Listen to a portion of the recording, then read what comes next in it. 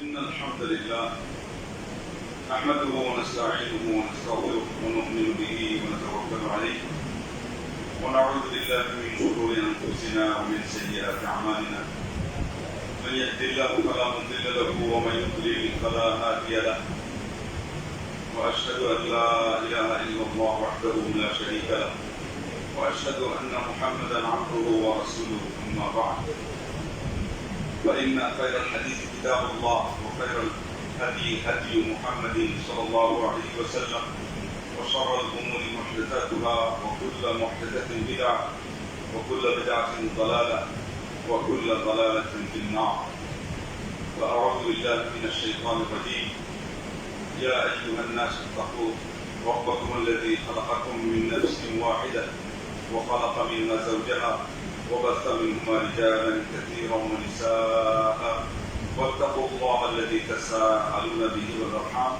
إن الله كان عليكم رقيبا يا أيها الذين آمنوا اتقوا الله وقولوا قولا سديدا يصلح لكم أعمالكم ويغفر لكم ذنوبكم ومن يطع الله ورسوله فقد فاز فوزا عظيما أما بعد فأعوذ بالله من الشيطان الرجيم والبدن جعلناها لكم من شعائر الله لكم فيها خير আল্লাহ রাব্বুল আলামিনের অশেষ ও বিশেষ শুকরিয়া প্রশংসা হামদ সানা যে আল্লাহ আমাদেরকে মুসলমান করেছেন অসংখ্য অগণিত নিয়ামত আমাদেরকে তিনি দিয়েছেন তার মধ্যে উল্লেখযোগ্য হলো যুলহজ মাস বিশেষ করে তার প্রথম 10 দিন কেননা এই মাসে রয়েছে হাজিদের জন্য হজ্জের সাথে সম্পৃক্ত বিশেষ ইবাদত সহ আরো অন্যান্য ইবাদতের সমাহার এবং আমাদের জন্য রয়েছে এখানে ঈদুল আযহা নামাজ সহ কুরবানি সহ আরো বিশেষ ইবাদতের সমাহার এই ভিত্তিতে হাফিজ ইবনে হাজার আসকালানী রাহিমাহুল্লাহ বলেছেন যে এর মর্যাদা আল্লাহ পাক বৃদ্ধি করেছেন মানে আল্লাহ রাব্বুল আলামিন যেটা বলেছেন যে أعوذ بالله من الشيطان الرجيم بسم الله الرحمن الرحيم والفجر وليال عشر ابن عباس عبد الله بن زبير এবং মুজাহিদ রাদিয়াল্লাহু আনহু ওয়া আরদাহু ওয়া রাহিমাহুল্লাহ জামিআন বলেছেন যেটা হলো আল্লাহ পাক এই আয়াতের মধ্যে সূরা ফজরের এখানে শব্দ বলেছেন 10 রজনী আরবিতে ব্যবহার আছে রাত বলে দিন উদ্দেশ্য দিন বলে রাত উদ্দেশ্য মানে একটা দিন দুইটাই উদ্দেশ্য সেজন্য উনি বলেছেন এখানে আল্লাহর উদ্দেশ্য হলো সূরা ফজরের মধ্যে যে ফজরের তিনি শপথ করেছেন এবং এরপরে 10 রজনী শপথ করেছেন এটা হলো এই জিলহজ্জের 10 দিন আল্লাহ যেটা শপথ করেন এটার মর্যাদা বেড়ে যায় কম থাকলেও বেড়ে যায়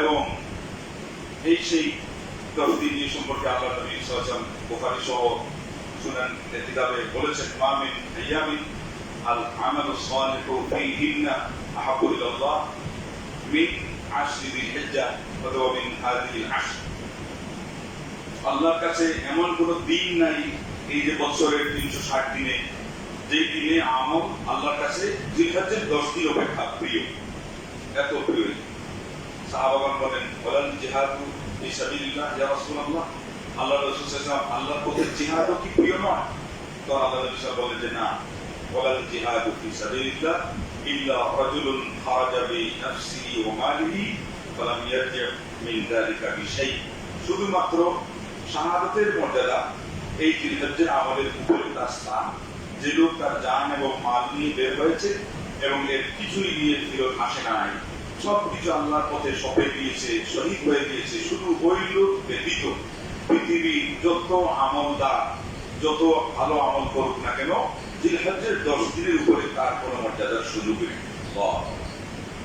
এই জন্য হাফিজ ইবনে রজব রাহিমাহুল্লাহ বলেছেন এক বাক্যে যে রমজানের শেষ দশকের সাথে কোনো তুলনাই নেই ওটা লাইলাতুল কদরের কারণে এই ফজিলত হাজার মাস 83 বছর যেটা 4 মাস অপেক্ষা আরো উত্তম হয় ওটা ওই দিক থেকে উত্তম কিন্তু এখানে সুস্পষ্ট ভাবে যে বলা হয়েছে যে এর উপরে কোনো আমলের স্থান নাই আল্লাহু আকবার এই দিনগুলো আমরা এই 2-3 দিনের পরেই আমরা সেগুলোকে আমরা নিমন্ত্রণ করতে যাচ্ছি আলিঙ্গন করতে যাচ্ছি এই জন্য তার প্রস্তুতি লাগবে। এবং প্রস্তুতি কি দিয়ে করবেন? আল্লাহ নবী সাল্লাল্লাহু আলাইহি ওয়াসাল্লাম সংক্ষেপে বলে দিয়েছেন যে আকসিরু ফীহিন্না মিনাত তাকবীরি ওয়াত তাহলিল ওয়াত তাহমীদ। তোমরা মুসনাদ আহমদের হাদিস, আহমদ শাকির রাহিমাহুল্লাহ সনদে বিশুদ্ধ বলেছেন যে এই দিনগুলোতে তোমরা খুব বেশি বেশি করে আল্লাহর বড়ত্ব বর্ণনা করো, আল্লাহর একত্ববাদের ঘোষণা দাও, আল্লাহর প্রশংসা জপ করো। এবং তার রূপ এসে গেছে অন্যান্য হাদিসে যে আল্লাহু আকবার, আল্লাহু আকবার, লা ইলাহা ইল্লাল্লাহ, আল্লাহু আকবার, আল্লাহু আকবার, ওয়ালিল্লাহিল হামদ। দেখেন এক হাদিস আরেক হাদিসে কিভাবে ব্যাখ্যা করে। সাধারণত জিকিরের শব্দের মধ্যে তাসবিহ শব্দটা সন্নিবেশিত থাকে অথবা আগেই থাকে। এই হাদিসের মধ্যে কিন্তু তাসবিহ নাই। খুব ভালো করে চিন্তা করলাম যে তাসবিহ নাই, জিকির বলতেই তো আমরা তাসবিহ তাহলিল বলি, কিন্তু এখানে দেখি তাহলিল শব্দ আছে, তাহমিদ শব্দ আছে, তাকবীর শব্দ আছে, যেগুলো অনুবাদ আগে হয়ে গেছে। তাসবিহ নাই কেন? ওই দ্বিতীয় হাদিসে যে তাকবীরের শব্দ বলা হয়েছে ওখানে আল্লাহু আকবার, আল্লাহু আকবার বলে তাকবীর আছে, লা ইলাহা ইল্লাল্লাহ মধ্যে তাহলিল আছে। লা ইলাহা তাহলিলের অর্থ হলো লা ইলাহা ইল্লাল্লাহ বলা, আর ওয়ালিল্লাহিল হামদের মধ্যে তাহমিদ আছে। তার মানে যেই হাদিসে নির্দেশ দেওয়া হয়েছে তিনটা জিনিসের, ওইটাকে আমরা বাস্তবে করি ওই যে জিহাদের তাকবীর গুলো বলার মাধ্যমে, মানে আল্লাহু আকবার। এবং হাদিসে সুস্পষ্ট জায়গায় এসে গেছে, হাফিজ ইবনে রাজব রাহিমাহুল্লাহ বললেন যে এর উপরে আর অন্য কোনো ইজমালি কথা হাদিসেও যেটা আছে ওইটার আর কোনো সুযোগই নেই। নবী মুহাম্মদ রাসূলুল্লাহ সাল্লাল্লাহু আলাইহি ওয়াসাল্লামের হাদিসের বর্ণনা, বচন, ভঙ্গি, তার শব্দ থেকে কি বেরিয়ে আসে, আল্লাহ নবী সাল্লাল্লাহু আলাইহি ওয়াসাল্লাম হাদিসের যারা ভক্ত তারা সেটাকে ওইভাবেই ফলো করেন এবং তারা এইভাবেই তার ব্যাখ্যা করেন এবং আমলের জন্য তারা সেইভাবেই আমাদেরকে বলেন, নিজেরাও আমল করেন। এর অর্থ এটা যে আপনি সুবহানাল্লাহ বলবেন না, সুবহানাল্লাহ বলবেন, কিন্তু হাদিসের ব্যাখ্যা, দুই হাদিসের যে সমন্বয় একটা সূক্ষ্ম কথা অত্যন্ত সুন্দরভাবে মিলে গেল, তাহলে আমরা ওই তাকবীরটা বললেই ওই যে হাদিসের নির্দেশ ওটা আমল হয়ে গেল। তাকবীর কিভাবে বলবো আমরা? তাকবীরের দুইটা ধারা, একটা হলো ব্যাপকভাবে তাকবীর, বেশি বেশি তাকবীর বলা। এটা কখন থেকে কখন হবে? এটা হলো জিলকাদা মাস, এই যা 2-3 দিন পরে শেষ হবে। সৌদি আরবের ক্যালেন্ডার অনুযায়ী মাত্র 2 দিন, এই হিসাবে আমাদের সচরাচর নিয়ম অনুযায়ী 3 দিন, কিন্তু এটাও চূড়ান্ত না। সেই জন্যই তো বলা হচ্ছে হয় এই মাসের 20 তারিখ ঈদ হবে অথবা 21 তারিখ, কেননা চূড়ান্তটা হবে চাঁদ দেখার উপরে। আর ইসলামের যে কোনো আমলের হিসাব নিকাশ মূলত তার ভিত্তি চন্দ্র মাসের হিসাবের সাথে, অন্যান্য হিসাবের সাথে নয়। তো যাই হোক, এইটা যখন শেষ হবে, তার মানে জিলহজ্জের চাঁদ যখন উদিত হবে, তখন থেকেই একজন মুসলমান কি বলা শুরু করবে? আল্লাহু আকবার, আল্লাহু আকবার, এই তাকবীরটা বলা শুরু করবে। শেষ হবে কখন? জিলহজ্জের 13 তারিখে আবার সূর্য ডোবা পর্যন্ত। এটা সকাল, সন্ধ্যা, রাত, দিন, বাজারে, বাড়িতে, রাস্তা ঘাটে, হোটেল, রেস্তোরাঁ সব জায়গায় চলবে। কিন্তু অত্যন্ত পরিতাপের বিষয় যে অনেক মুসলমানকে দেখা যায় এমনিতে আমরা জিকির কম করি, মুখটা আমাদের বন্ধই থাকে, অথবা বাজে কথায় অনেক সময় খুবই চালু থাকে। অন্তত জিলহজ্জের এই যে এত মর্যাদা আমরা শুনলাম, এই দিনগুলোতে অন্যান্য জিকির আমি যাই বলি না বলি, এই তাকবীরটাও কিন্তু বেশি শোনা যাওয়ার কথা ছিল, কিন্তু দুঃখের বিষয় এত শোনা যায় না। কেন যায় না? সুন্নাতের একটা অনুশীলন করার জজবা থাকা লাগে, চর্চা থাকা লাগে, মিম্বর থেকে এটা প্রচার হওয়া লাগে, খতিবদের মুখ থেকে এটা বেশি বেশি করে মানুষের সামনে উচ্চারণ হওয়া লাগে, অ্যাড্রেস করা লাগে যে ভাই এটা বলো, মানুষকে বোঝানো লাগে, শোনানো লাগে। আমরা অত বেশি করি নেই, চর্চা করি নেই, সেজন্য বলে তো নাই। আপনি যখন বলবেন যে ভাই এই তাকবীরটা জিলহজ্জের প্রথম 10 দিনে বলতে হয়, সে আপনার দিকে অনেকে হিরণ তাকায়, কারণ সে মনে করছে এটা ওই ঈদের দিন করতে হবে। সকালে ঈদগাতে যাওয়ার সময়, তাও ঈদগাহে গিয়ে শেষ, ওই ঈদগাতে শেষ হওয়া ওটা একটা তাকবীর আছে, ওটা হলো ঈদুল ফিতরে। এখানে যেটা, এটা হলো 13 তারিখের সূর্য ডোবা পর্যন্ত চলবে, এটা হলো ব্যাপক তাকবীর বলার একটা পদ্ধতি। তাকবীরের দ্বিতীয় পদ্ধতি হলো বিশেষ তাকবীর। এটা হলো ওই 9 তারিখের ফজর থেকে নিয়ে 13 তারিখের আসর পর্যন্ত বিশেষ করে বলা হলো যে ওটা হলো সীমাবদ্ধ সময়ে বলা হয়, একটা বিশেষ জিনিসের সাথে সম্পৃক্ত করে বলা হয়। এটা হলো কি 5 ওয়াক্ত ফরজ নামাজের পরে,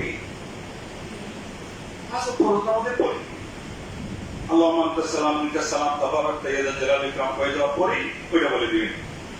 ইমাম সাহেব হয়তো স্মরণ করে দেওয়ার জন্য একটু উচ্চ স্বরে বলবেন, ছেলেদের মধ্যে দুইজনে বলবেন। তাছাড়া এটা আমাদের নিজেদের জানা থাকতে হবে যে এটা হলো নামাজের সাথে সম্পৃক্ত শুরু হবে কবে? 9 তারিখের ফজর থেকে শেষ হবে কবে? 13 তারিখের আসর পর্যন্ত। হাজী সাহেবদের জন্য ওই শুরু হবে 10 তারিখের জোহর থেকে। এই হলো শুধু ব্যবধান। আমাদের মনে রাখতে হবে যে 9 তারিখের ফজর থেকে শুরু হবে।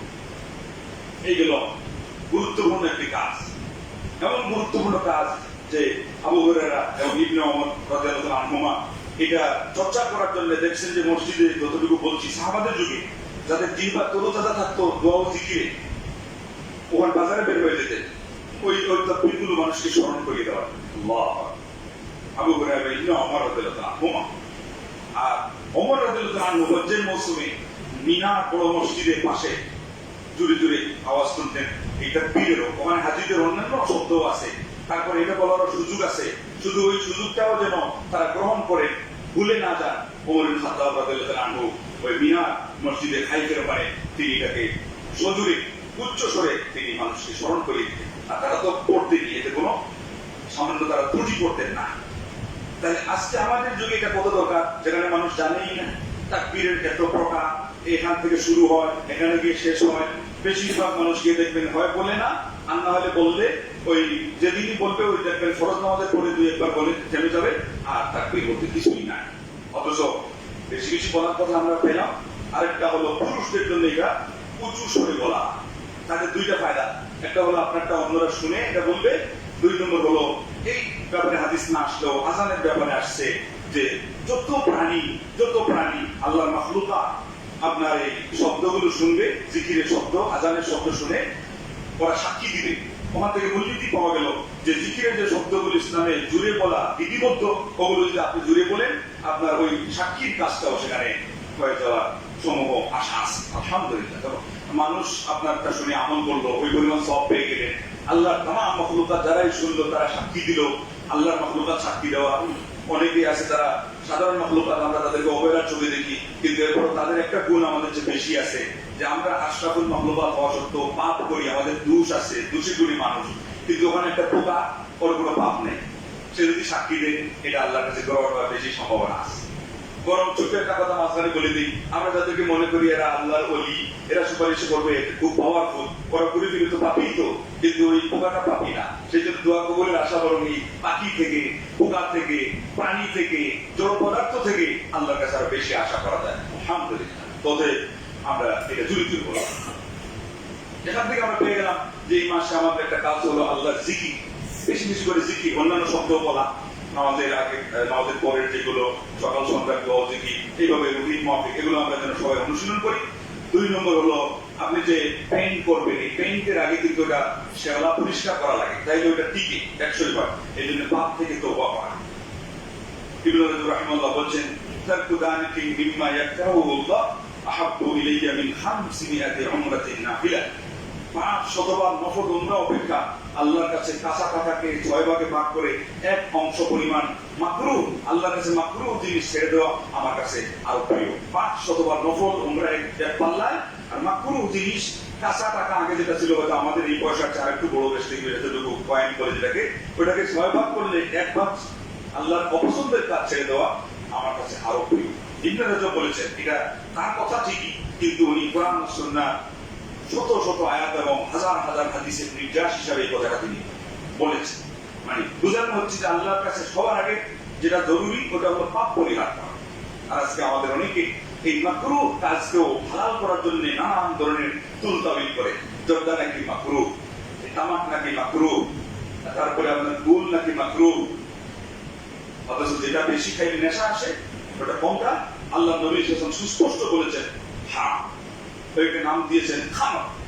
এটা মদ, এটা মাদক দ্রব্য, এবং এটা সুস্পষ্ট হারাম। তো কিভাবে আপনি মাকরুহ বলেন?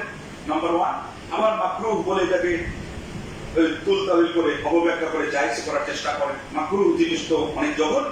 মাকরুহটা হলো শেওলা, ওটা সাফ না করলে আপনি যে জিকির বলছেন ওটা কাজ হচ্ছে না, মুখে দুর্গন্ধ বানাচ্ছেন হারাম জিনিসকে ধূমপান করে, আর এদিকে আপনি খুবই তাহাজ্জুদ করতেছেন, ওটা তো ওই পরিমাণে আল্লাহর কাছে পাওয়ারফুল হচ্ছে না। তো সেই জন্য সবার আগে ছাড়তে হবে কি?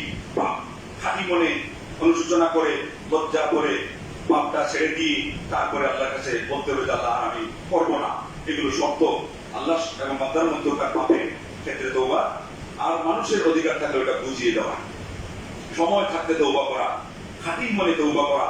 ইলাহি তুবতু ইলাইকা মিন কুল্লিল মাআসি বিইখলাসিন রাজাআন লিল খালাসি আবিসনি ইয়া রিয়াতাল মুস্তাগীথিন বিফadlika ইয়াওমা ইউখাযু বিন নাওয়াসি। খাঁটি মনে তওবা, কিয়ামতের দিন নাজাত পাওয়ার আশায় তওবা করবেন। পাপের যতই মোহ থাক না কেন ওটা ছাড়বেন, ত্যাগ দিবেন। কাল কিয়ামতের দিন আল্লাহ জাহান্নামের আগুন থেকে রক্ষা দিয়ে দিলে, জান্নাত আপনার সামনে হাজির হয়ে গেলে আপনি নিজেই বুঝবেন যে আহা, কতই না উপকারী কাজটা আমি করেছি, কত বুদ্ধিমানের কাজ আমি করেছি। কিন্তু যিনি ওই কাজটা করতে পারেন না, আর চোখের সামনে জাহান্নামে ধাউ ধাউ করে উত্তপ্ত আগুন দেখবেন, তিনি বলবেন হ্যাঁ, এই দুনিয়ার রাজা বাদশাগিরি তো আমার জন্য কিছুই কাজ দিল না। আমি যদি সেই সময় থাকতে কথাটা বুঝতাম, কাজটা আমি ঠিক মতো করতাম। সেই জন্য তওবা আগে করতাম। এবং এই সময়গুলোকে কাজে লাগানোর জন্য প্রস্তুত নিতে হবে। তারপরে এখানে যে আরো বড় বড় কাজ আছে, গুরুত্বপূর্ণ কাজের মধ্যে আমাদের জন্য বিশেষ করে 9 তারিখের রোজা। আল্লাহ নবী সাল্লাল্লাহু আলাইহি ওয়াসাল্লাম হাদিসে বলছেন যে সাওমু ইয়াউমি আরাফা আহতাসিবু ইনদাল্লাহ আন ইউকাফিরা আস-সানাতা আল্লাতী ক্বাবলা ওয়াল্লাতী বা'দা। একদিনের আরাফার দিনের রোজা আমি আশা করি আল্লাহর কাছে বিগত 1 বছর এবং আগামী আরো 1 বছর, মানে 2 বছরের গুনাহ কাফারা। আশুরার রোজাতে আপনারা শুনেছেন মাত্র 1 বছরের, আর আরাফার রোজায় মাত্র 2 বছরের গুনাহ কাফারা। এত পাওয়ারফুল আরাফার দিনের রোজা। যেহেতু শব্দটা আরাফা, সেজন্য ওটা খেয়াল রাখা ভালো যে যেদিন আরাফা হচ্ছে। কিন্তু কেউ যদি যার যার দেশের 9 তারিখ ফলো করে, এটা বিশেষ কোনো সমস্যা না। আবার যদি কেউ 2টাই ফলো করেন, সেটা তো আরো ওয়েল এন্ড গুড, নূরুন আলা নূর। এটা নিয়ে খুব একটা মতানৈক্যিক বিষয় না। যতটুকু জরুরি যে ওই রোজার মাহাত্ম্য বুঝে আজকে পাপের কারণে, পাপের সয়লাবে মুসলমানরা ভেসে যাচ্ছে। এদিকে ফিতনা ফাসাদ, চতুর্দিকে তাদেরকে অক্টোপাসের নিয়ে ঘিরে রেখেছে এবং তারা যেন হাহুতাশ করে কুল পাচ্ছে না, না তাদেরকে করুণা তাদের সেই ধাওয়া করার থেকে রেহাই দিচ্ছে, না প্রাকৃতিক আলাই বালাই তাদেরকে সামান্য করে আপনার ফুসফুস দিচ্ছে। এই অবস্থাতেও আমরা যে কোনো জিনিস নিয়ে যে কথা বেশি বলবো, এটা উচিত না। যেটা অপেক্ষাকৃত গুরুত্বপূর্ণ, যেটা করলে আল্লাহ রাজি হবেন, যেটা করলে মুসলমানরা সুখ পাবে, শান্তি পাবে, গজব থেকে রেহাই পাবে, ওটার গুরুত্ব এই ক্ষেত্রে এই সময় অন্তত খুব বেশি করে দেওয়া জরুরি। তারপরে আরেকটা কাজ হলো, এদিকে পুরা 9 দিনের রোজার হাদিস নিয়ে অনেক কথা আছে। আমরা বলবো অন্তত এর ভিতরে যে বৃহস্পতিবার এবং সোমবার পরে এটার আপনি গুরুত্ব দেন, আর বাকি আপনি নকল হিসাবে রাখতে পারেন, সমস্যা নেই। কিন্তু 9 তারিখ যেন মিস না, এই হলো গুরুত্বপূর্ণ কথা। তারপরে যেটা থাকলো সেটা হলো যাদেরকে আল্লাহ সামর্থ্য দিয়েছেন তাদের কুরবানি করার জন্য আমরা উৎসাহ দিচ্ছি। লকডাউনের কারণে কিছু প্রতিবন্ধকতা থাকতেই পারে, এগুলো যদি থাকে, নিষেধাজ্ঞা থাকে, আপনি সেটা ফলো করবেন, সমস্যা নেই।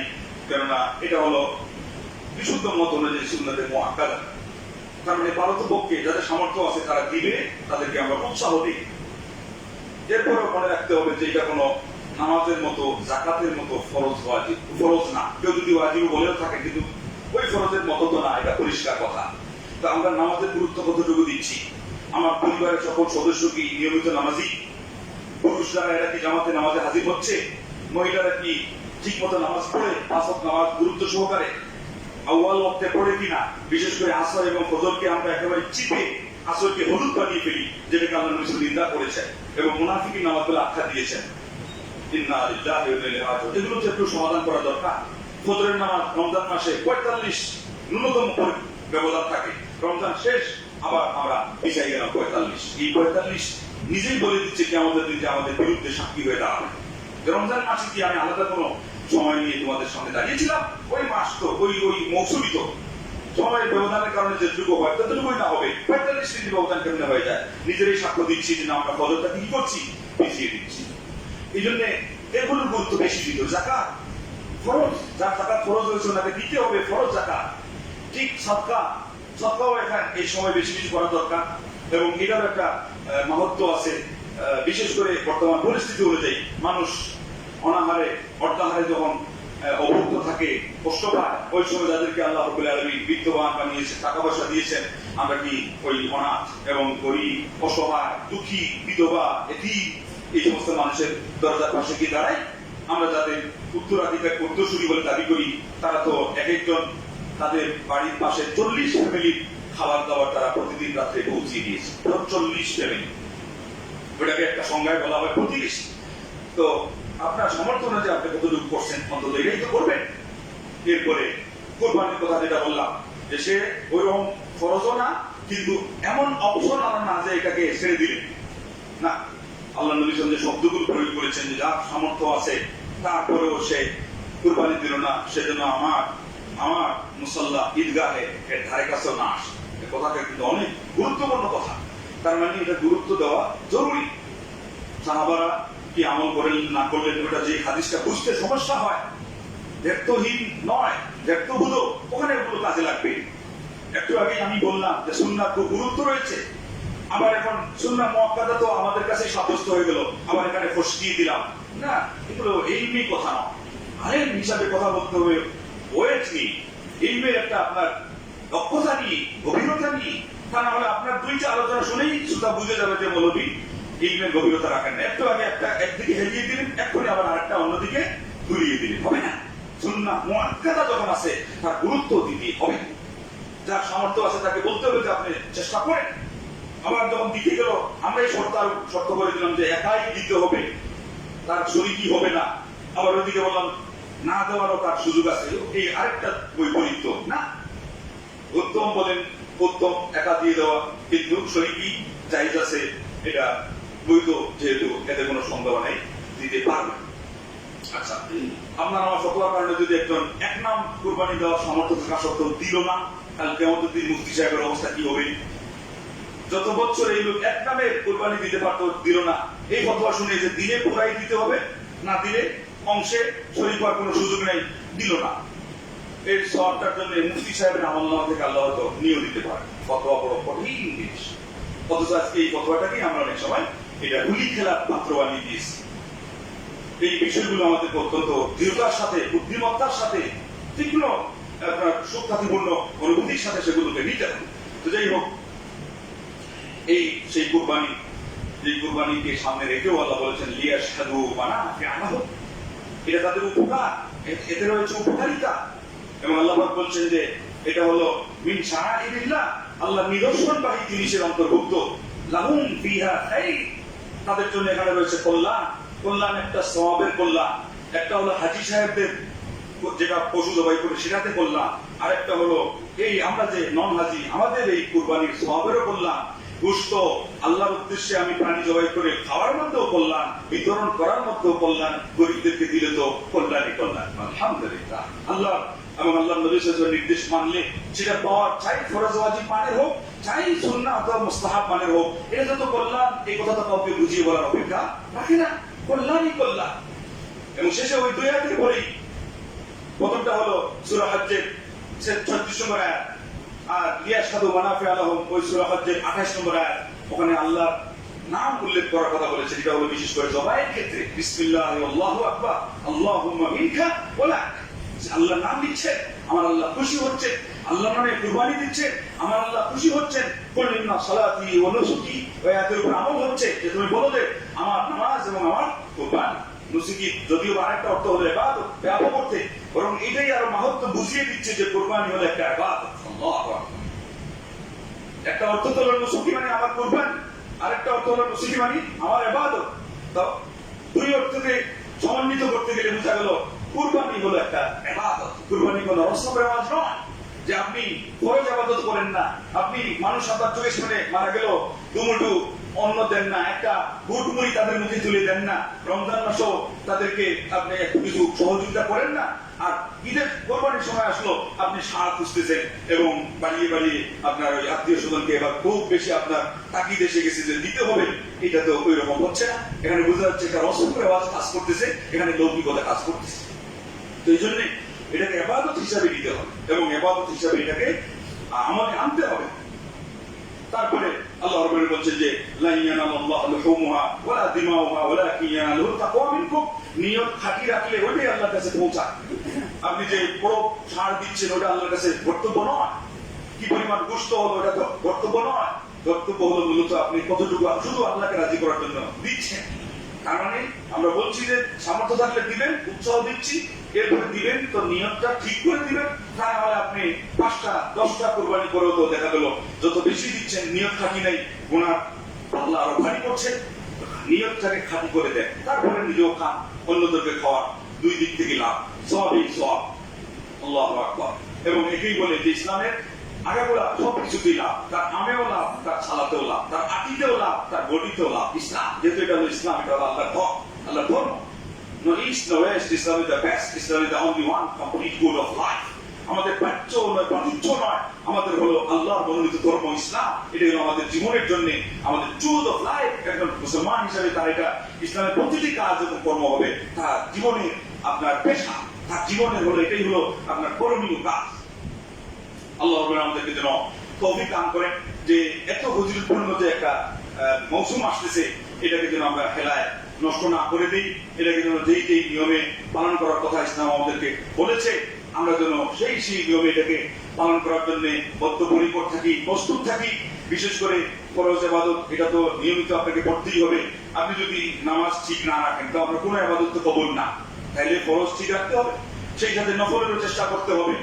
আপনাকে কিছু নফল ইবাদত আজকাল বিশেষ করে এখনকার এই বিপদ মুহূর্তে চাষের সময় 2 রাকাত নামাজ পড়েন।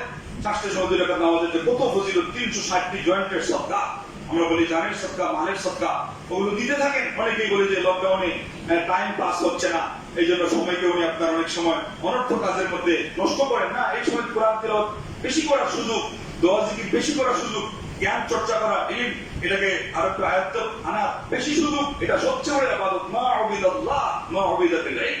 ওলামাগণ বলেছেন আল্লাহর ইবাদত এই পরিমাণ কোন জিনিসের মাধ্যমে হয় না যে পরিমাণ জ্ঞান এবং ইলম চর্চার মাধ্যমে হয়। তো সঠিক একটা মাসআলা আপনি জানার চেষ্টা করেন, আপনি আমল আনার চেষ্টা করেন, অন্যদেরকে এটা পৌঁছে দেওয়ার আপনি চেষ্টা করেন।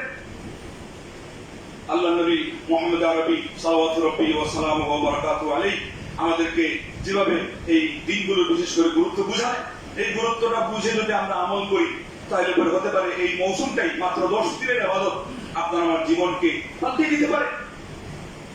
জীবন বদলানোর জন্য আপনার কায়ামত অপেক্ষা আল্লাহর কাছে তো একটা তওবা শব্দটা বলাই তো অনেক সময় যথেষ্ট হয়ে যায়। আজকে বিশেষ করে এই ফিতনা ঘেরা সময়ে আমরা কেন আল্লাহকে ডাকছি না? আল্লাহ নবী সাল্লাল্লাহু আলাইহি ওয়াসাল্লাম হাদিসে বলছেন যে বাতিরু বিল আমাল ফিতান কাবিতাইল লাইলিল মুজলিমি ইউসবিহু রাজুলুন মুমিনান ওয়া ইউমসি কাফিরা ওয়া ইউমসি মুমিনান ওয়া ইউসবিহু কাফিরা ইয়াবিউ দীনাহু বিআরাদিন মিনাদ দুনিয়া। আমার উম্মত, ওই ফিতনা একেবারে ঘন ঘন অন্ধকার, এটা আসার আগে তোমরা আমল শুরু করে দাও, যেখানে আপনার মানুষ দিনকে বিক্রি করে ফেলবে সামান্য তুচ্ছ দুনিয়ার কোন জিনিসের বিনিময়ে। সকালে মুমিন থাকবে, বিকালে কাফির। আজকে এই বিকালে মুমিন, কাল সকাল হতে না হতে কাফির, এই অবস্থা হবে। আজকে তো আমরা চোখের সামনে দেখতে পাচ্ছি কত মানুষকে আমরা জ্ঞানী গুণী বলে বিশ্বাস করি, অথচ তার মুখ দিয়ে কথা বের হচ্ছে সে মুসলমানের সন্তান, সেও মুসলমান দাবি করে। কোরবানি নিয়ে যদি কেউ আপত্তি করে কথার কথা, এতটি পশু জবাই করে এগুলো যাবে কোথায়? এটা কি কোনো মুসলমানের কথা হতে পারে? হিন্দু বললে না বিশ্বাস করা যায়, ওদের তো দেবতা। ওরা যখন দেখে যে আমরা গরুর গলায় ছুরি বসাচ্ছি, ও মনে করে তার দেবতারে জবাই করতেছি, ও তো কলজা কেটে যায়। মুসলমান কিভাবে মন্তব্য করতে পারে? তাইলে অনেক ইমান ভঙ্গকারী জিনিস নিয়ে আজকে মুসলমানের সন্তান মুসলমান হয়ে মানুষের সামনে পরিচয় নিয়ে সে একেবারে বুক ফুলিয়ে হাঁটছে, অথচ জানে না যে এটা ইমান ভঙ্গকারী। কেন? ওই ইলম শিখে নাই, ইসলামের কদর বুঝে নাই। এই জন্য ইলম খুবই জরুরি জিনিস। এবং ফিতনা আসার আগে আমল শুরু করে দেওয়া, বিশেষ করে সুন্নাহ মোতাবেক আমল শুরু করে দেওয়া খুবই জরুরি জিনিস। সাহাবী বলেন নাই যে মান নাজা, আল্লাহ নবী সাল্লাল্লাহু আলাইহি ওয়াসাল্লাম এই যে ফিতনা ঘেরার সময় যা আপনি বললেন ওই সময় মুক্তির পথ কি? অথচ সাহাবাদের যুগে ওই ফিতনা এখন আসে নাই। আসছে কখন? আমাদের সময়। একেবারে ওই ঘন কাটা অন্ধকারের মতো ফিতনা আজকে আমাদেরকে ঘিরে রেখেছে। আল্লাহ নবী সাল্লাল্লাহু আলাইহি ওয়াসাল্লাম কি বললেন? বললেন যে তুমি আমাদের অবস্থায় কি বলবা? তুমি অবস্থা বলবা যে কুফা আলাইকা লিসান ওয়া ইয়াসাকা বাইতুক ওয়াল ওয়াবকি আলা খাতিয়াতিক। জিহ্বাকে সামনে ধরো, তোমার ঘরে থাকাকে যথেষ্ট মনে করো, খুব বেশি ওই সময় বের হয়েও না। করোনার ভয়ে তো আমরা বের হই না, কিন্তু ফিতনার ভয়ে যেখানে গেলে আমার ইমান নষ্ট হতে পারে, এই জায়গায় গেলে চোখ নষ্ট হতে পারে, এই জায়গায় গেলে কান দিয়ে কোনো অবৈধ কথা কানে আসতে পারে, গান, এটা তো আমরা করি না। আল্লাহ নবী বললেন যে ফিতনা যদি দেখো চতুর্দিকে ঘেরা, বাঁচতে গেলে ভিতরে থাকতে হবে, তাহলে ভিতরে থাকো। ওয়াবকি আলা খাতিয়াতিক, বিগত যেগুলো হয়ে গেছে বরং সেগুলো উপরে কান্নাকাটি করো। সেখান থেকে হাফিজ যাহাবী রাহিমাহুল্লাহ বলেছেন যে ফিতনা আসলে কি করতে হবে? ইদা ওয়াকাআতিল ফিতনা, যদি ফিতনা আসলে বলছেন যে আলাইকা বিসসামত, চুপ থাকো। ওয়ালজাম সুন্নাহ, আল্লাহর নবী সুন্নাহকে ধরে থাকো। ওয়ালা তাকুদ ফিমা লা ইয়ানি, যেটা নিয়ে তোমার কোনো দায়িত্ব নেই এটা নিয়ে কথা বলো না, যেটা তোমার অভিজ্ঞতার বিষয় না ওটা নিয়ে মুখ খোলো না। ওয়াইদা আশকাল আলাইকা শাই ফাকিফ ওয়া কুল আল্লাহু আ'লাম। যখন দেখবা যে জিনিসটা সুস্পষ্ট না, এখানে আমার জ্ঞান নেই, তাইলে থেমে যাও এবং ওই সময় বলো যে আল্লাহ এটা ব্যাপারে বেশি জানেন, আমার এখানে নাক গলানোর কোনো প্রয়োজন নেই। আপনি সুবহানাল্লাহ আলহামদুলিল্লাহ বলতে থাকেন, আল্লাহু আকবার বলতে থাকেন, লাভের কাজ করতে থাকেন, আল্লাহর পক্ষ থেকে বরকত আসবে। হাদিসে আসে নাই যে সুবহানাল্লাহি ওয়া বিহামদিহি বিহিমা ইউরজাকুল খালক। অভাব দেখা দিয়েছে, শুধু এই তাসবিহটা যদি বলতে পারেন একদিন দিয়ে যে সুবহানাল্লাহি ওয়া বিহামদিহি, আপনি ধনী হয়ে যাবেন, আপনি গরীব থাকবেন। আল্লাহু আকবার। আল্লাহর নবী সেসব টিপস, অমুক ডাক্তার এই টিপস দিলেন, স্বাস্থ্য বিজ্ঞানী হিসেবে আমরা মানি, অমুক জ্ঞানী এটা বললেন আমরা মানি। কেন? একদিন নিয়ে মানি, কাজও হয়। মুহাম্মদুর রাসূলুল্লাহ সাল্লাল্লাহু আলাইহি ওয়াসাল্লাম বললেন মানি না, এই জন্য তো আমাদের কাজও হয় না। সকালবেলা না ঘুমিয়ে থাকা, আল্লাহ নবী সাল্লাল্লাহু আলাইহি ওয়াসাল্লাম বলছেন বরকত হয়, মানে রিজিক বন্টন হয়। না ঘুমিয়ে থাকেন, কিন্তু সব জায়গাতেই কম বেশি, আর সিলেটে দেখলাম অনেক বেশি, 9টা 10টা পর্যন্ত ঘুম চলছে, রাতের ঘুমের চেয়ে আরো গভীর ঘুম। বরকত নষ্ট হওয়ার জন্য এই ঘুমটাই যথেষ্ট, কিন্তু আল্লাহ যেন না করে আল্লাহর কাছে মাপছে। সাহাবাদের মধ্যে একজন না ঘুমিয়ে বসে থাকতেন, তার স্ত্রী বললেন তো কোনো কাজ তো করছেন না, হয় কাজ করেন না একটু রেস্ট নেন। উনি বলেন ওইটাই কাজ। বলে কি কাজ? মুহাম্মদুর রাসূলুল্লাহ সাল্লাল্লাহু আলাইহি ওয়াসাল্লাম বলছেন সকালে আমার উম্মতের জন্য আল্লাহ হয় যেন বরকত দেন, অথবা বরকত দেওয়া হয়ে গিয়েছে, দ্বিতীয় অর্থই নেওয়া হোক, বরকতের জন্য আমি আশা করে বসে আছি, আমার হা করে বসার মতো কাজ আছে, এটা কোনটা? আল্লাহ নবী সাল্লাল্লাহু আলাইহি ওয়াসাল্লাম ওয়াদার উপরে আমি অপেক্ষা আছি। ওই মানুষ কোনো কাজ করা ছাড়াই আল্লাহ তাকে ধনী বানিয়ে দিবেন, আর আপনি অত কাজ করো ঠিক না থাকার কারণে কাজ আপনি পাবেন। ওই যে আগে বলতেন না আমাদের অনেকে অমন ঘুমায়নারে বেহুল হইয়া মাবুদের রহমত পাবেন আননা মাঙ্গিয়া অমন ঘুমায়নারে, এটা হলো ফজরের আগে, সেটা তো আরো বাহাদুর মানুষের কাজ, এটা সবাই পারবে না, তারপরেও তো অভ্যাস করা দরকার। আপনি মোবাইল টিপে রাতের অনেক ঘুম কেমন হয়, তো তাহাজ্জুদের জন্য আধা ঘন্টা আগে একটু সময় নিয়ে উঠতে পারেন না? 2-4 রাকাত যা হয় বিতিটা পড়ে সেখানে আল্লাহর কাছে কান্নাকাটি করতে পারেন না? আল্লাহর রহমত আসবে কিভাবে? আল্লাহ নবী বলেন অবকি আলা খাতিয়াতি, তোমার পাপের উপর কান্নাকাটি করো। আর কি চাই? মাথার উপরে এত আযাব এবং গজব ঘুরপাক খাচ্ছে, এবং নিজেরা কতজন আক্রান্ত হলাম, কতজন করোনায় এমন ভাবে আমাদেরকে কবরের দ্বার প্রান্তে নিয়ে আবার আল্লাহ ফিরত দিলেন, সচক্ষে দেখলাম মৃত্যু কাকে বলে। এরপরেও তো আমাদের অবস্থা যেই, এটা অত্যন্ত নিন্দনীয় বিষয়। এবং কতজন ওই সময় ওয়াদা করেছে আল্লাহ যদি জীবনটা ফিরে পায় আর কোনোদিন তোমার অসন্তোষী একটা কথাও বলবো না, অথচ এরপরে যেই সেই। সেই জন্য আমাদেরকে অত্যন্ত সাবধানী হতে হবে। আল্লাহ রাব্বুল আলামিনের পক্ষ থেকে জীবন আমানত, যৌবন আমানত, ধন সম্পদ আমানত, সময় আমানত, অক্সিজেন আল্লাহর পক্ষ থেকে পাচ্ছি, এগুলো আল্লাহর নিয়ামত। আপনাকে যে ইলম আল্লাহ দিয়েছেন নিয়ামত, জানের সদকা মালের সদকা যদি থাকে ইলমের সদকা নিয়ামত। আলেম যারা বুখারীর হাদিস পড়েছে, কোরআনের আয়াতের ব্যাখ্যা সঠিক করেছেন, তাদের উপরে আমানত যে কথাগুলো উম্মতে মুসলিমার কাছে পৌঁছাবে। যদি না পৌঁছান তিনি তার আমানতের খেয়ানত করলেন। কিন্তু এরপরও কি দেখেন এখন পর্যন্ত সঠিকটা বলবেও না, সঠিকটার উপরে এইরকম করে পাপ, এইরকম করে কালি ঢেলে রাখি দিবে যে মানুষ ওই সঠিক জিনিস যেন চোখে না দেখে। এটা কোন ইলম হলো? এই ইলম আমাকে কোন দিকে নিয়ে যাচ্ছে? তাই এই জন্য প্রত্যেকেই আমাদের কি করতে হবে? আল্লাহ যে বলেছিলেন তোমরা আল্লাহর দিকে প্রত্যাবর্তন করো, প্রত্যেকেরই এখানে তাগিদ দেওয়া হচ্ছে যে সবাইকে আল্লাহর দিকে প্রত্যাবর্তন করতে হবে। এবং ওই টাকা বেশি থাকলে যাকাত বেশি লাগে, তো যাকে আল্লাহ ইলম দিয়েছেন, যেই পরিমাণ ইলম দিয়েছেন তার আমল তার ওই অন্যদের তুলনায় বেশি লাগে। ঠিক তদ্রুপ যিনি তার আল্লাহর বেশি নিয়ামত পেয়ে না শুকরি করলে পাকড়াও বড় হয়। ইলম যার আল্লাহ যত বেশি দিয়েছেন তিনি যদি আমল না করেন, তিনি যদি মানুষকে এটা না পৌঁছিয়ে দেন, তার উপরে পাকড়াও কি অনেক বেশি।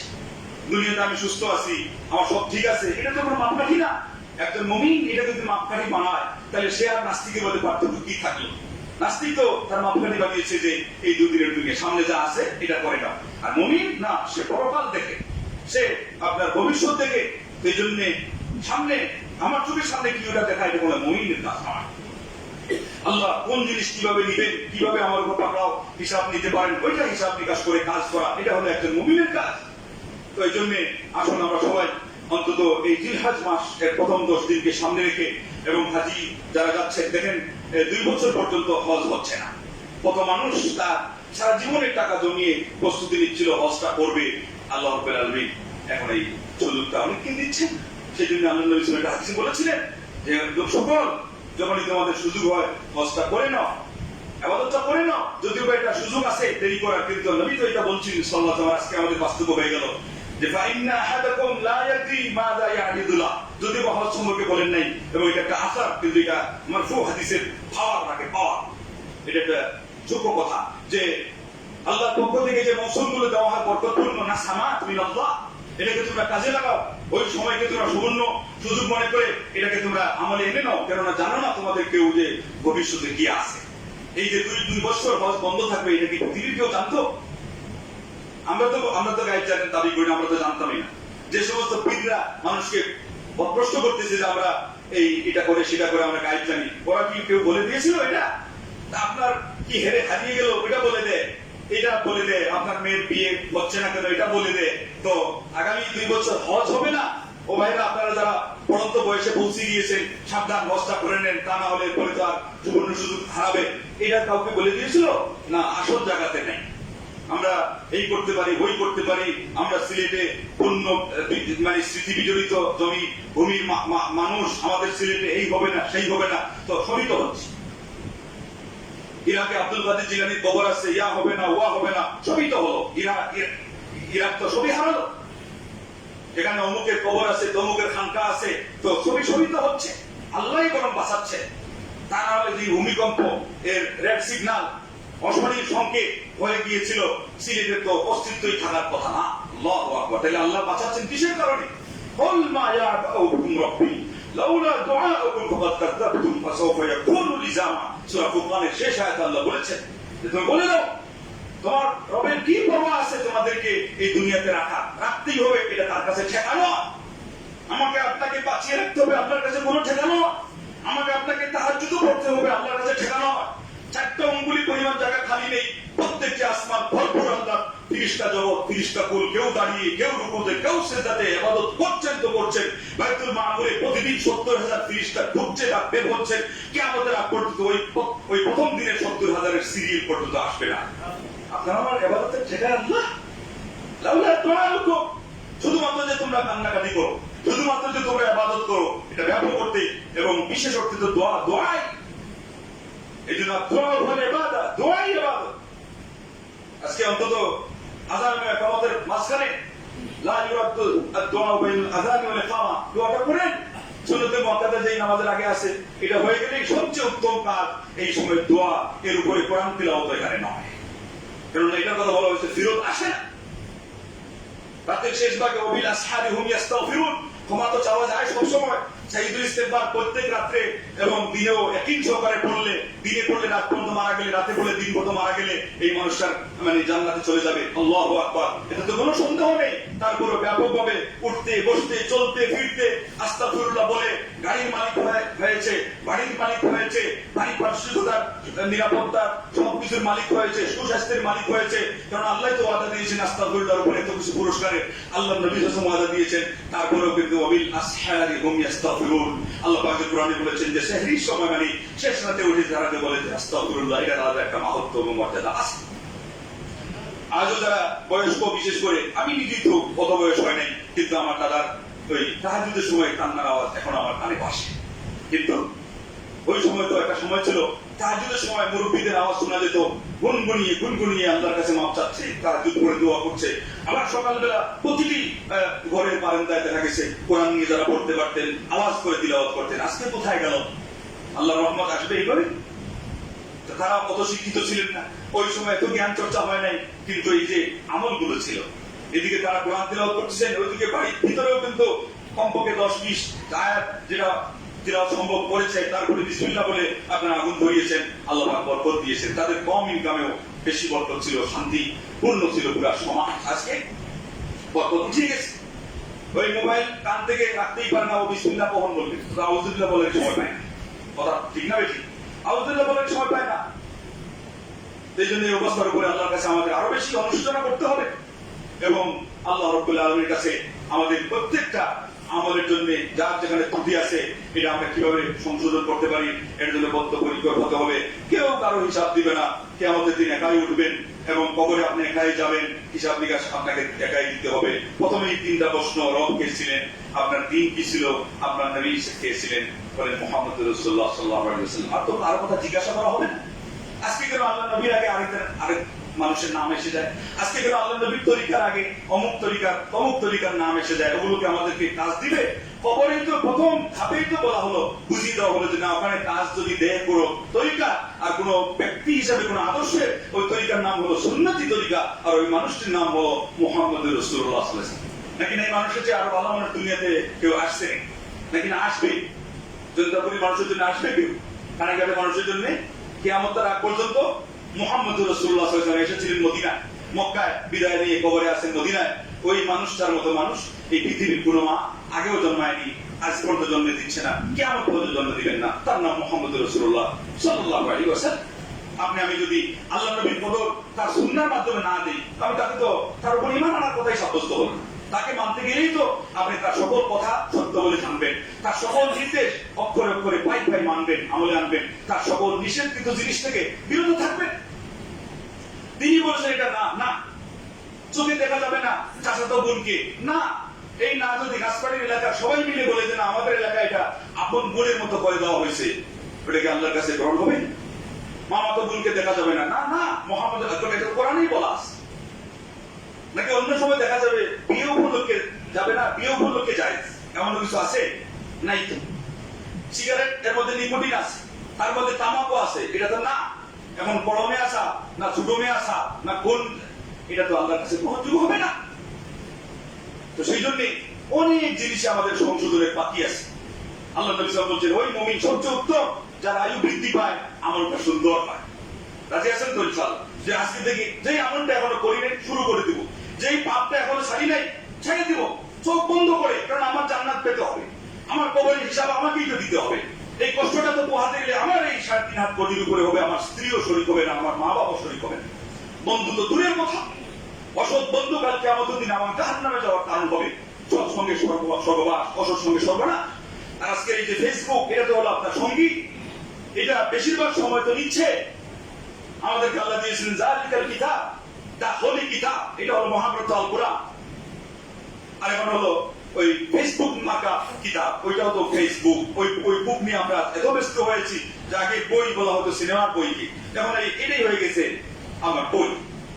এত বেশি এটা তিলাওয়াত হয় যে কত তিলাওয়াত কোরআন হয় না, বরং এটার কারণে কোরআন তিলাওয়াত আমরা ছেড়ে দিয়েছি। আল্লাহ রহমত আসবে কিভাবে, জায়গাই তো পাচ্ছে না রহমত প্রবেশ করা।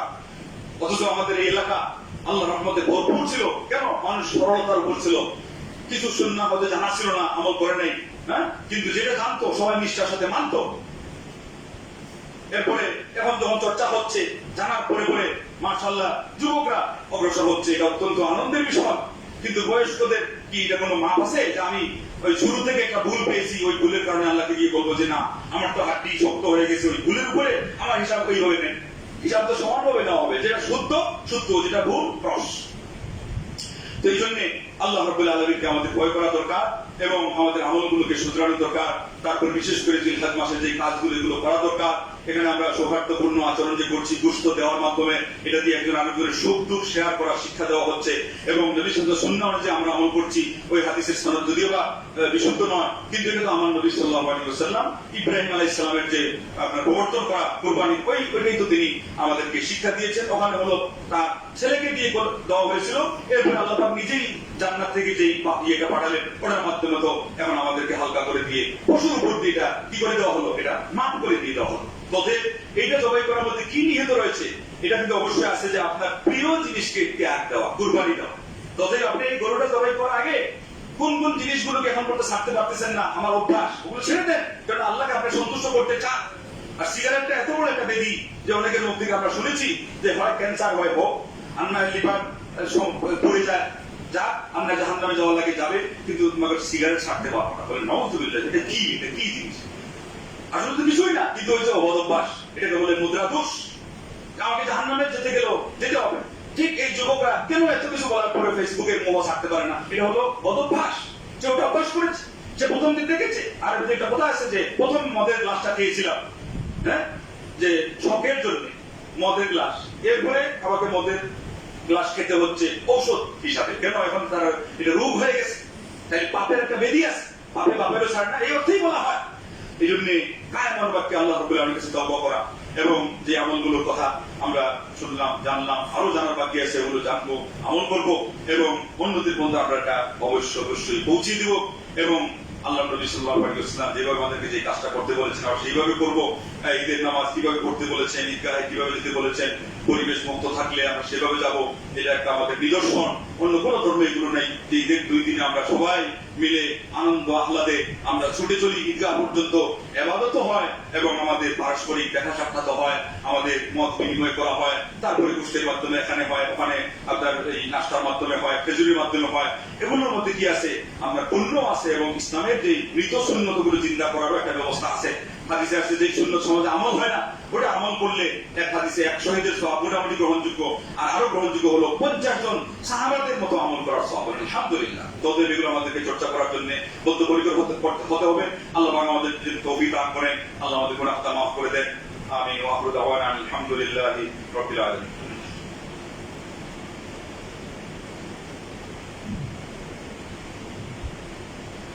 الحمد لله رب العالمين والعاقبة للمتقين ولا عدوان إلا على الظالمين والصلاة والسلام على أشرف الأنبياء والمرسلين نبينا محمد وعلى آله وصحبه أجمعين. فأعوذ بالله من الشيطان الرجيم.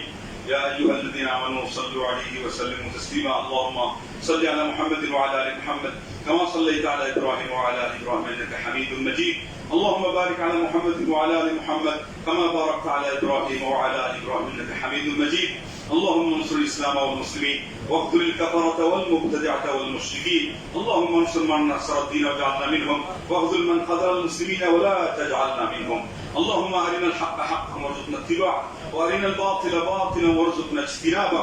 اللهم إنا نعوذ بك من جهد البلاء ودرك الشقاء وسوء القضاء وشماتة الأعداء. اللهم ارفع عنا الوباء والبلاء والغلاء والزلازل والفتن والمحن ما ظهر منها وبطن برحمتك وفضلك ومنك وجودك وكرمك يا أرحم الراحمين. عباد الله رحمكم الله، إن الله يأمر بالعدل والإحسان وإيتاء ذي القربى وينهى عن الفحشاء والمنكر والبغي يعظكم لعلكم تذكرون. فاذكروا الله يذكركم وادعوه يستجيب لكم ولذكر الله تعالى أعلى وأولى وأهم وأتم وأكبر.